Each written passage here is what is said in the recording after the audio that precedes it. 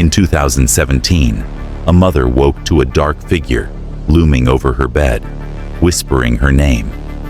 By morning, she was bound, terrified, and fighting for her life, betrayed by the one person she trusted most. Spring Hill, Florida, was a postcard of small-town America.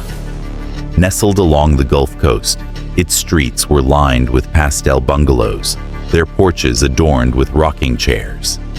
The air carried the tang of salt from the nearby ocean, mingling with the sweet bloom of jasmine in spring. Neighbors waved as they mowed lawns, and kids pedaled bikes until the coral-streaked sunsets faded to dusk. In this idyllic bubble lived Alisa Mathewson, a 44-year-old mother of 5, whose warmth and tireless devotion made her a cornerstone of Tanglewood Drive.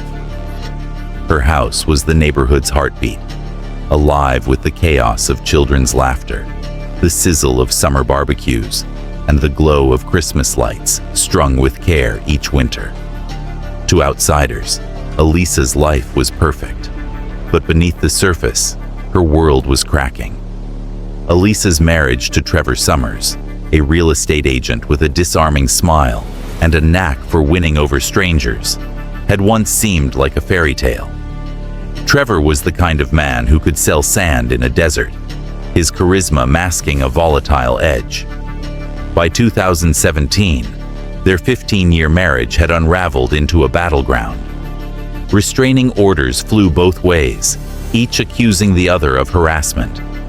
Neighbors whispered about Trevor's temper, how his charm could flip to rage behind closed doors. Alisa, though, kept her focus on her children, shielding them from the chaos. She baked cookies for school events, coached soccer, and tucked her youngest into bed with stories, her voice a steady anchor in their stormy home. On March 11, 2017, the air was cool, the night quiet, except for the hum of crickets outside Alisa's windows. She moved through her evening routine with the precision of a woman who'd learned to anticipate trouble. She checked the locks on the front and back doors, slid the deadbolt into place, and tested each window, her fingers lingering on the latches. Her youngest children, sprawled across her bed after a movie night, were already asleep, their soft breaths a comfort. Alisa slipped under the covers, the weight of the day pulling her into a restless slumber. At 2 a.m., a creak on the staircase snapped her awake. The sound was wrong, too deliberate, too heavy for the settling of an old house. Her pulse quickened as she strained to listen. Another creak, closer now. A shadow filled her doorway, tall and unmistakable. "Alisa," a voice whispered, low and intimate. Her heart stopped. It was Trevor. Her scream tore through the silence, waking her two youngest, who blinked in confusion beside her. Trevor lunged, his weight pinning her to the mattress. His eyes were wild, pupils dilated in the dim glow of a nightlight, but his voice was eerily calm, almost tender. "Don't fight me, Alisa. This is for us." The words chilled her more than the hands gripping her arms. He pulled Christmas lights from a bag, strands they'd once hung together for family holidays. Their colors faded but still tangled with memories. He bound her wrists, the plastic cords biting into her skin, each knot a betrayal of their shared past. Alisa's mind raced, fragments of panic colliding. How did he get in? Why is he here? My kids, her children now trembling, clung to each other, their small faces pale with fear. Trevor turned to them, his voice sharp. "Stay quiet, or it'll be worse." The threat hung in the air, heavy as the humid Florida night. He dragged Alisa from the bed, her bare feet stumbling on the hardwood. The house, once her sanctuary, felt like a trap. Down the stairs, past the family photos lining the walls, smiling faces frozen in happier times, he forced her into the garage. Her car, a minivan cluttered with soccer gear and juice boxes, waited in the driveway. Trevor shoved her into the passenger seat, binding her ankles with more Christmas lights. The irony was sickening. These were the same lights her kids had giggled over, untangling them each December. Now, they were chains. Trevor slid into the driver's seat, the engine rumbling to life. Spring Hill slept, its streets empty, unaware of the horror unfolding under its starry sky. As he pulled away, Alisa's eyes darted to the side mirror, watching her house, her life, shrink into the distance. Trevor drove in silence at first, his knuckles white on the wheel. Then, he began to talk, his voice a disjointed stream of grievances and fantasies. "We can start over, Alisa. Just you and me. The kids will understand." His words were delusional, but his tone was resolute, as if he'd rehearsed this moment. Alisa's stomach churned. She knew Trevor's volatility and had seen his rage flare over petty slights. A late dinner, a misplaced phone. But this was different. This was planned. Her mind scrambled for a way out, but the cords cut deeper with every move, and her kids' terrified faces haunted her. She had to survive, for them. He pulled into a Walgreens parking lot, the neon sign casting a sickly glow over the asphalt. "Stay here," he ordered, leaving her tied in the car as he went inside. Alisa's eyes scanned the lot, desperation sharpening her senses. A lone employee stood outside, smoking, his silhouette barely visible in the fog. This was her chance. She kicked at the door, her bound ankles clumsy but determined. The door cracked open, and she screamed, her voice raw and piercing. The employee's head turned, but before he could react, Trevor was back, his face twisted with fury. He slammed the door shut, shoving her down in the seat. "You'll regret that," he hissed, the car lurching as he sped off. Alisa's heart sank, the employee's figure fading in the rear view. Her chance was gone. The story takes a darker turn here, one that left Spring Hill reeling. Trevor didn't act alone. His accomplice was his 14-year-old daughter, Alisa's stepdaughter, a girl Alisa had raised as her own. Trevor had fed her lies, painting a picture of a broken family he could mend. "I just need to talk to Alisa," he'd told her, his voice soothing, manipulative. Torn between loyalty to her father and love for her stepmother, the girl had agreed to help. She'd left a kitchen window unlatched, believing his promise that no one would get hurt. Alisa had braided this girl's hair, driven her to soccer practice, and tucked her in during thunderstorms. The betrayal cut deeper than the cords around her wrists. The daughter's role wouldn't be uncovered until later, but when it was, it shattered the town's sense of trust. How could a child be drawn into such horror? Trevor drove deeper into the night, the lights of Spring Hill giving way to rural roads flanked by pine trees and marshland. The air grew heavy and thick with the scent of damp earth. He stopped on a deserted stretch, the car's headlights cutting through the darkness. He pulled out a rope, his movements deliberate, his face unreadable. "This is the end," he said, looping the rope around Alisa's neck. Her breath caught, her body instinctively recoiling. She fought, twisting against the Christmas lights, the plastic snapping against her raw skin. Her voice, muffled by the gag, pleaded wordlessly. Then, headlights flashed in the distance, a police car on routine patrol. Trevor froze, his hands tightening on the rope for a moment before he cursed under his breath. He shoved Alisa back into the car, the rope abandoned on the seat, and sped off, the police car oblivious to the scene it had interrupted. The police would later find a note in Trevor's car, scrawled in his handwriting, addressed to his and Alisa's children. Its words were a gut punch. "Your mom and I have decided to end it. We wish you the best, and we'll be watching from heaven." The note revealed his true plan, a murder-suicide, staged to look like a mutual decision. He'd intended to kill Alisa, then himself, leaving their kids orphaned, their lives forever scarred. But the note wasn't the only evidence of his twisted mind. Trevor had recorded a video during the ordeal, his phone propped on the dashboard, like a director filming a scene. "I woke Alisa up, and I've been holding her against her will," he said, his voice chillingly detached, as if narrating someone else's crime. The footage later played in court captured Alisa's terror, her eyes wide, her body trembling, her muffled cries barely audible over Trevor's monotone. The video was a window into his delusion, a self-made confession that would haunt everyone who saw it. Trevor didn't stop at the rural road.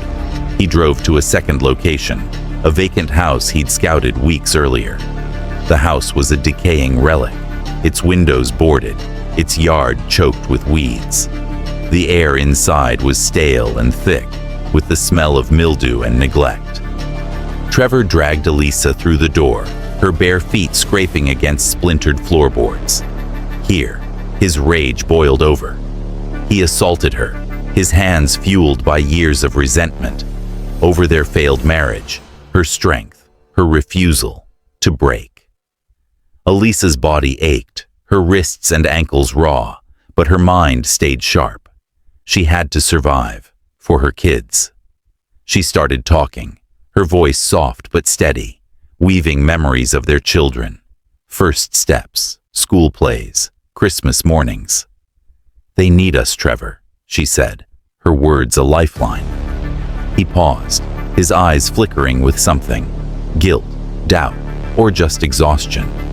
She kept talking, buying time, each second a victory. Back at the Walgreens, the employee who'd seen Alisa's desperate struggle had called 911, his voice shaky as he described the car and the screams. Police traced the vehicle, their radios crackling with urgency. They found the vacant house just before dawn, their flashlights slicing through the gloom. "Police, come out now," an officer shouted, his voice echoing off the peeling walls. They stormed in, finding Alisa bound and bruised but alive, her eyes flooding with relief. Trevor stood in the corner, his hands raised, his face blank. The cuffs snapped around his wrists, the sound sharp in the quiet. Alisa was freed, and the Christmas lights cut away, leaving red welts on her skin. She stumbled into the morning light, the air cool against her face, and wept.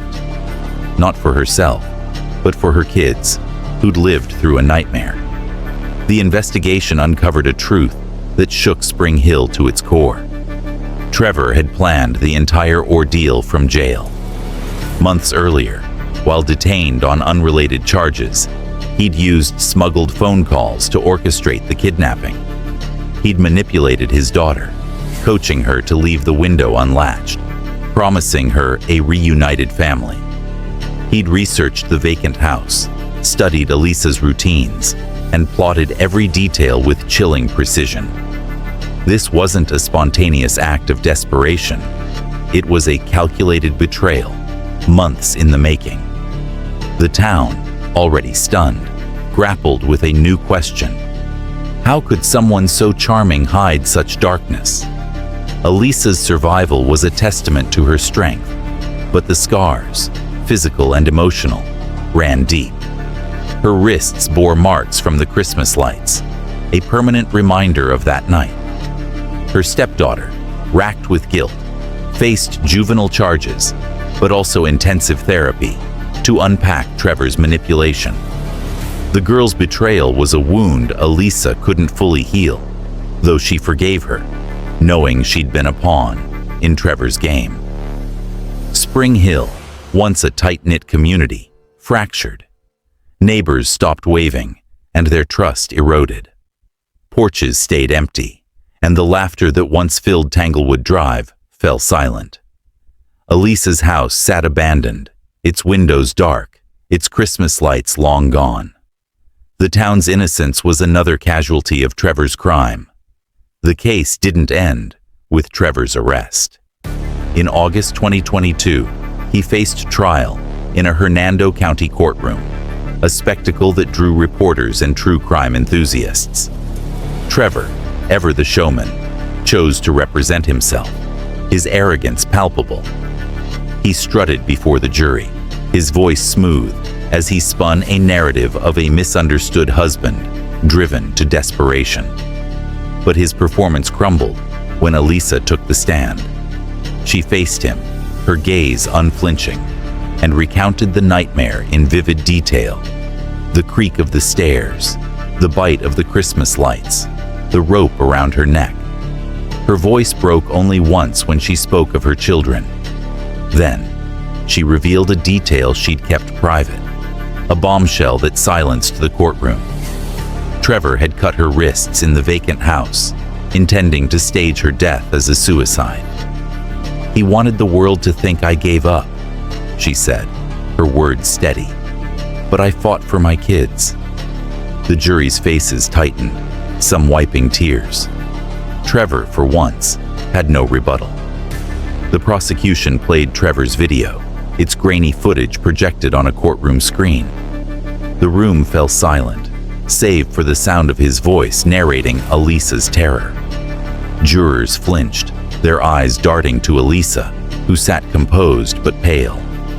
The note to the children was read aloud, its words landing like blows. The evidence was overwhelming. After a brief deliberation, the jury convicted Trevor on 11 charges, including kidnapping, rape, and attempted murder. The judge sentenced him to life without parole, his words final. "You are a danger to society." Trevor showed no emotion, his eyes fixed on some distant point as he was led away. Alisa exhaled, the weight of years lifting, if only slightly. Alisa's courage became a beacon for survivors. Her story was shared in support groups and online forums. She moved away from Spring Hill, seeking a fresh start for her children, but the town never recovered its spark. Tanglewood Drive remained a ghost of itself, its houses quieter, its community wary.